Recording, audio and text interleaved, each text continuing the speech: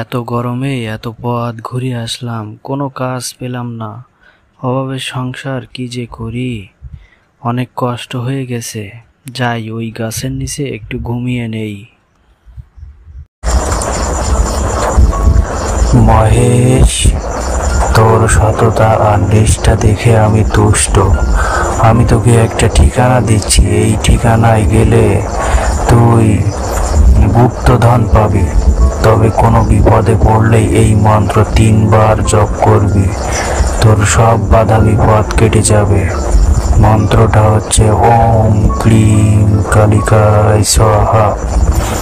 এই মন্ত্র স্বয়ং নারায়ণ কি বললো আমাকে? ঘুমের ঘরে কি দেখলাম, ঘুমের ভেতরে কি স্বপ্ন দেখলাম? সত্যি কি ভগবান আমাকে এই ঠিকানা দিল? কি করি, একবার যাচাই করে তো দেখা যাক। যে ঘুরেই আসি, হতেও তো পারে, না হলে এরকম স্বপ্ন কেন দেখলাম। যাই তাহলে, দেরি না করে বেরিয়ে পড়ি। বেরোতে না বেরোতেই কি ঝড় বৃষ্টি শুরু হলো। দিনের বিকেল কেবলমাত্র, তাও মনে হচ্ছে যেন গভীর রাত। ওদিকে নেকড়ে ডাকছে, বিদ্যুৎ চমকাচ্ছে। বিষয়গুলো তো সুবিধার মনে হচ্ছে না। ভয়ে শরীর যেন নেচে নেচে উঠছে। কপালে যে কি আছে সেই নারায়ণই জানে। দূরে দেখতেছি একটা দোকান, সেই দোকানের দিকে এগিয়ে দেখি কোনো মানুষজন আছে কিনা। কিসের আশায় বেরোলাম, আর শুরুতেই এমন বিপদ শুরু হচ্ছে। আমার তো ভয়ে ভয়ে গা শিউরে উঠছে, গায়ের লোম দাঁড়িয়ে যাচ্ছে। কি আছে কপালে বুঝতেছি না।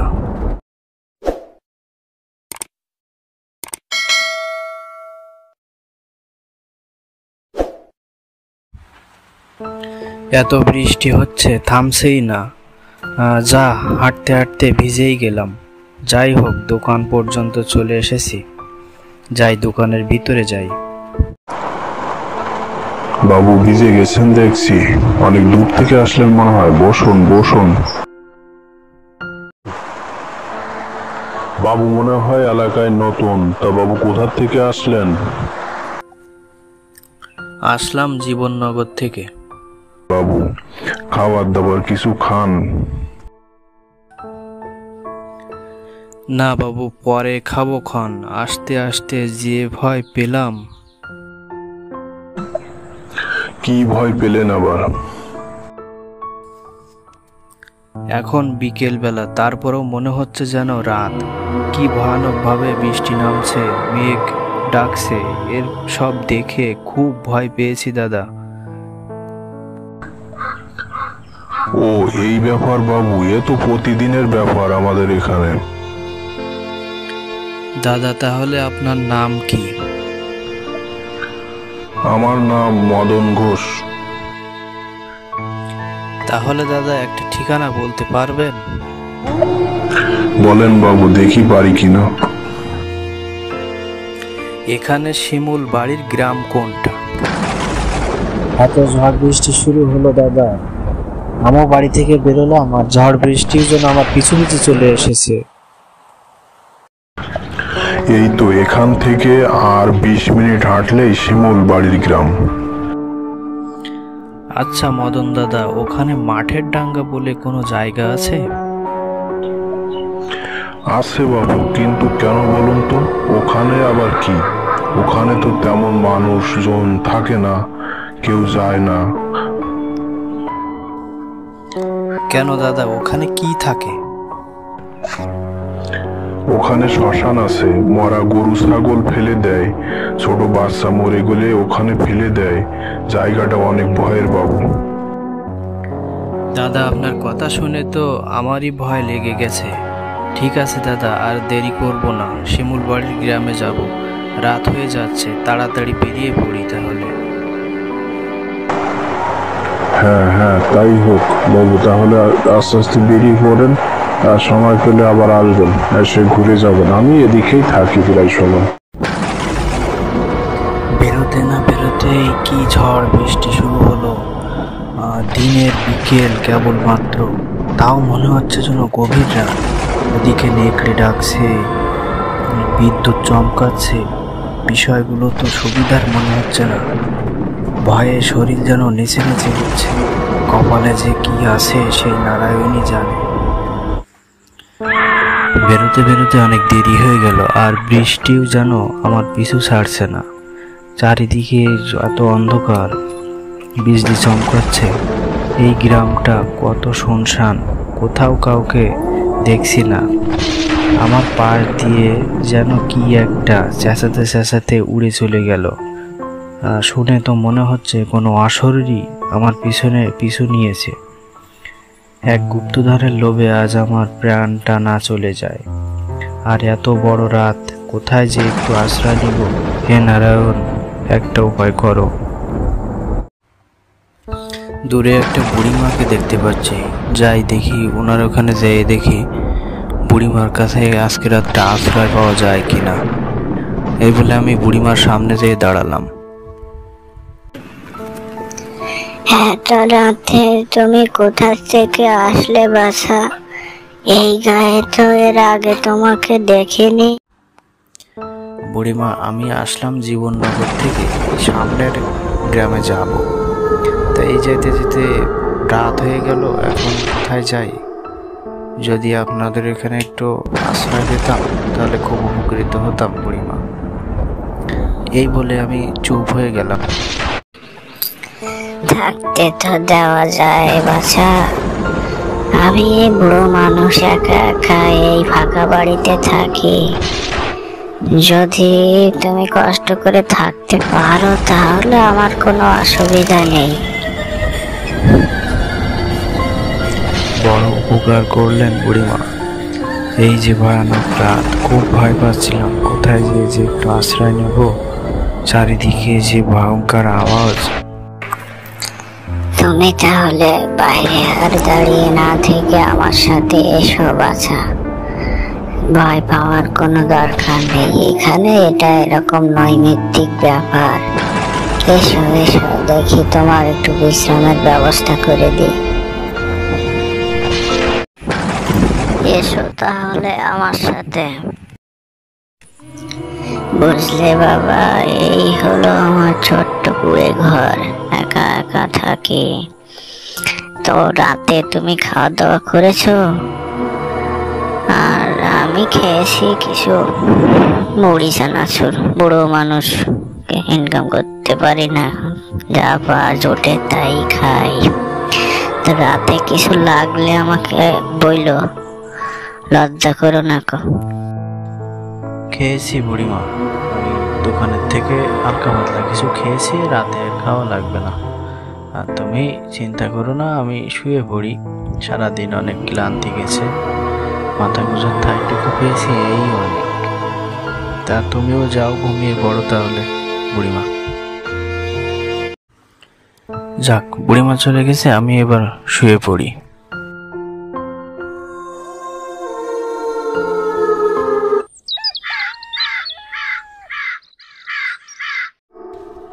অনেক পাখির ডাকে আমার হঠাৎ ঘুম ভাঙলো। ঘুম ভাঙতেই দেখি আমি গাছতলায় শুয়ে আছি। আমি তো চমকে উঠলাম, মুখ নাড়াতে পারতেছি না, শুয়ে আছি হতবাক ধরে। নিজেকে ছোট পাথর হয়ে গেছি, নড়তে পারতেছি না। কি এক অবস্থা, এত ভয়ঙ্কর অবস্থা কখনো হয়নি। আমি রাতে ঘুমালাম বাড়িতে, এখন দেখি গাছতলায়। এটা কি ভয়ঙ্কর! আমি তো অনেক ভয় পেলাম। ইচ্ছা করেও আমি উঠতে পারতেছি না, শরীরটা কিসে যেন চেপে ধরেছে, হাত পা চলছে না। এই বলে জোর করে আমি নিজের গায়ে সকল শক্তি কাজে লাগিয়ে উঠে দাঁড়ালাম। উঠে দাঁড়িয়ে এদিক ওদিক দেখতেছি যে আমার সে ঘর গেল কোথায়, বুড়িমা কোথায় গেল, কাউকে কিছু দেখতেছি না। অবাক হয়ে গেলাম, আমার মনে হচ্ছে যেন রাতে স্বপ্ন দেখলাম না তো। এটা কি হলো বুঝতেছি না, কোনো সমাধানও পাচ্ছি না। এই অমীমাংসিত বিষয়গুলো ভাবতে ভাবতে আবার আকাশে অনেক মেঘ করলো, বিদ্যুৎ চমকাতে লাগলো। কিছুক্ষণ পরে বৃষ্টিও নামলো, আবার শুরু হলো বৃষ্টি। এই অমীমাংসিত বিষয় মিলাতে না গিয়ে আমি মাঠের ডাঙ্গার দিকে এগোতে থাকি, কিন্তু আমার অনেক ভয় লাগছে। মনে মনে অনেক জেদ হলো, ভয় লাগে। তবে এর শেষ দেখে ছাড়বো, স্বয়ং ঈশ্বর আমাকে আদেশ দিয়েছে, আর কিসের ভয়। এই বলে ঈশ্বরের নাম নিয়ে বেরিয়ে পড়লাম। তবে চিন্তা হচ্ছে, ওই মাঠের ডাঙ্গায় আমি ভালো চিনি না, কার কাছে একটু শুনবো। বলতে বলতে গাছের নিচে আধা বয়সী একজন লোক দেখতে পেলাম।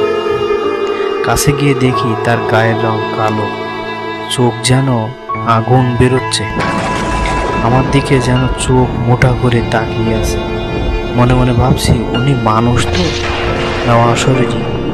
সাহস করে বললাম, দাদা মাঠের ডাঙ্গা কোনটা বলতে পারেন? প্রথমে লোকটি কিছু বলল না এবং আমার দিকে চেয়ে রইল। কিছু সময় পরে কোনো কথা না হাত দিয়ে দেখালো ওই। তাতে আমি বুঝে নিলাম মাঠের ডাঙ্গা বেশি দূরে নেই, ওই সামনে দেখা যাচ্ছে। হাঁটতে হাঁটতে সামনের দিকে যেয়ে দেখি একটা কোদাল। সামনে গিয়ে চুপ করে দাঁড়ালাম এবং কোদালটাকে নেব সেই চিন্তা করতেছি। আমি কোদালটাকে ঘাড়ে নিয়ে হাঁটতে হাঁটতে শ্মশান ঘাটে এসে দাঁড়ালাম। চারিদিকে তাকাতাকি করছি। যেই শ্মশান ঘাটে এসে দাঁড়ালাম, সেই শুরু হয়ে গেল ঝড় এবং বৃষ্টি।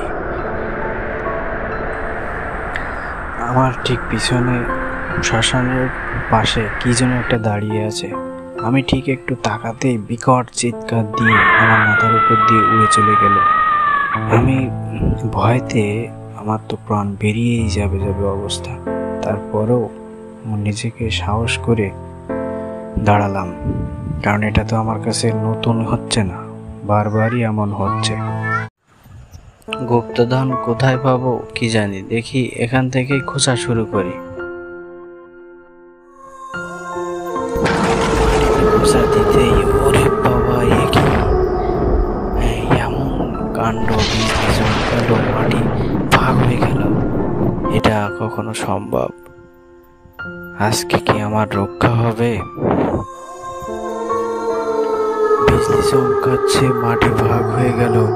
হে ঈশ্বর, আজকে আমাকে বাঁচাও, রক্ষা করো।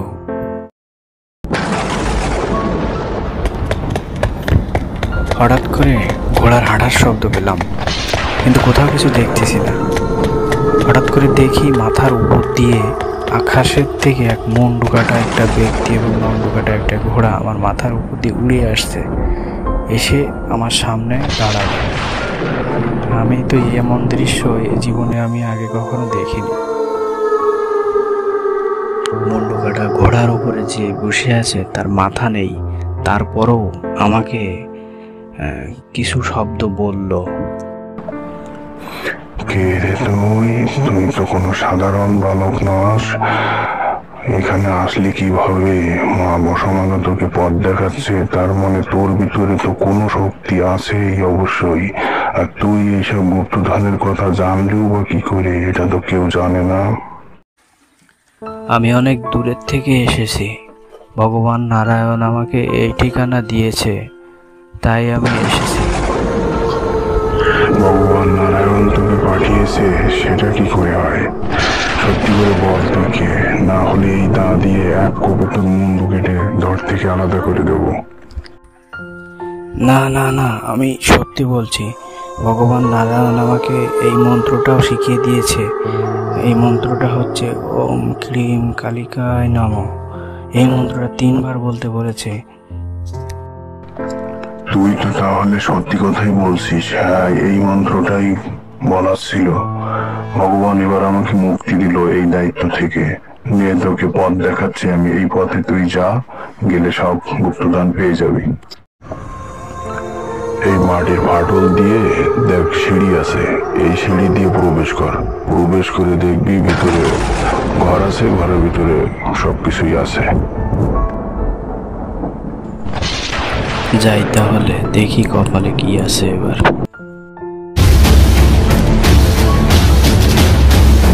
ওমা, এ কি! ঈশ্বর বোধহয় এবার আমার দিকে মুখ তুলে তাকালো। কত ভয় ভীতি, জীবনটা যায় যায়, শেষ বেশ গুপ্তদান পেয়েই গেলাম। জীবনে এবার হয়তো দুঃখ দারিদ্র ঘুষবে। নারায়ণকে অনেক ধন্যবাদ, এবং আমার জীবনে আর কিছু চাওয়া পাওয়া নেই। এই গুপ্তদানেই আমি এবার সুখে শান্তিতে দিন কাটাতে পারবো।